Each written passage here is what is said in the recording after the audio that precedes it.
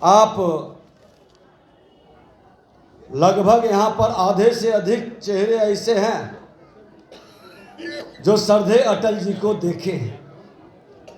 और अटल जी के ऊर्जा को ग्रहण भी किए हैं और उस ऊर्जा के, उस कवि हृदय के भाव को आपके मन में गुनगुनाने का अवसर भी मिलता है और आप लोग उस कविता को कई बार जब याद करेंगे तो मन के अंदर एक प्रेरणा मिलेगी और एक ताकत और एक संबल भी मिलेगा। जिस दल को सींचने का, जिस फुलवारी को सींचने का उन्होंने काम किया था और उन्होंने अपने कवि हृदय के भाव को प्रकट किया था, टूटे हुए सपनों की कौन करे सिसकी, अंतर की चीर व्यथा पलकों पर ठिठकी, हार नहीं मानूंगा रार नहीं ठानूंगा, काल के कपाल पर लिखता मिटाता जाऊंगा, गीत नया गाऊंगा। अटल जी की ये वाणी हर कार्यकर्ता के मन में हताशा और निराशा को मिटाता है, विपरीत परिस्थिति को अनुकूल बनाने का वातावरण और ऊर्जा भरता है। और अटल जी, श्रद्धेय अटल जी जो जमीन से जुड़े लोग थे, उन्होंने कहा था कि राजनीति हम सत्ता के लिए नहीं करते हैं, राजनीति सुशासन के लिए करते हैं। 1984 में जब चुनाव हार करके आए थे, हम लोग कॉलेज के स्टूडेंट थे। बाढ़ जिला के अंदर भुवनेश्वरी कॉलेज के सामने डाक बंगला, छोटा सा परिसर, इतना बड़ा भी परिसर नहीं था,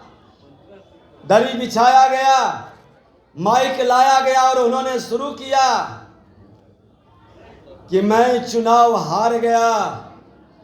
लेकिन हार करके भी इस राजनीति की काजल की कोठली से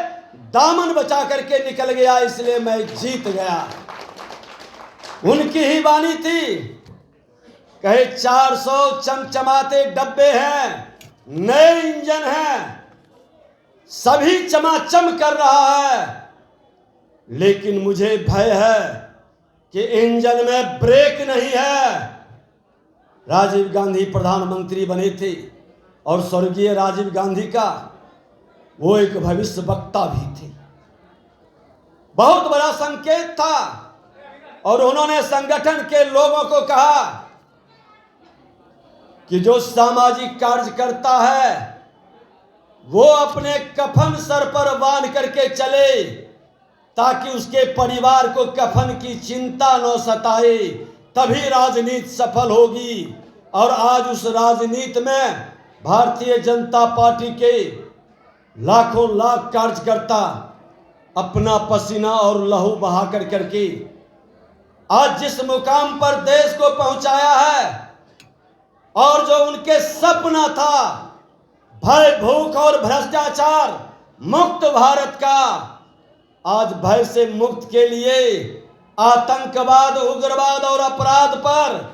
देश के प्रधानमंत्री जी जो उनके उंगली पकड़ करके राजनीति के पाठशाला में प्रवेश किए थे, आज उसको साकार कर रहे हैं। भय से मुक्ति के लिए 80 करोड़ लोगों के घर में अनाज पहुंच रहा है और कोरोना जैसे महामारी में देश में पहली बार कोई भूख से नहीं मरा। और भ्रष्टाचार मुक्त भारत की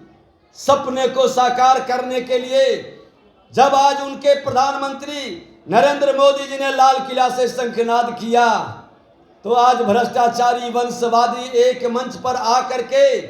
गलवहियां कर करके जिस तरह से माहौल बनाना चाह रहा है, लेकिन शायद वो भूल गया कि अटल जी की वाणी,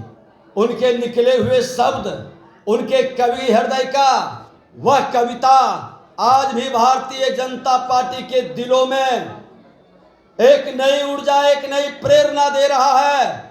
वातावरण बदलते रहेगा, माहौल और मौसम बदलते रहेंगे, लेकिन कार्यकर्ता उस ऊर्जा को मां भारती के संतानों के हित में हमेशा उसके कल्याण और उत्थान के लिए लगा रहेगा। अवसर मिलता है, अवसर को खोना नहीं है। मिल कर करके मां भारती के हर संतान के उत्थान का और कल्याण के संकल्प को देश के प्रधानमंत्री नरेंद्र मोदी जी के विकसित भारत के सपना को साकार करना अटल जी के प्रति सच्ची श्रद्धांजलि होगी। उनके प्रति उनके पद चिन्हों पर चलने का और उनके वाणी को हर घर तक पहुंचा देना हम सब की जिम्मेवारी है। हम पुनः सच्ची श्रद्धांजलि अर्पित करते हुए तमाम उनके साथ काम करने वाले, उनके निकट रहने वाले और उनसे प्रेरणा लेकर के आज भी समर्पण भाव से निस्वार्थ काम करते हैं, उनको भी नमन करते हैं, आभार व्यक्त करते हैं और धन्यवाद देते हैं। भारत माता की।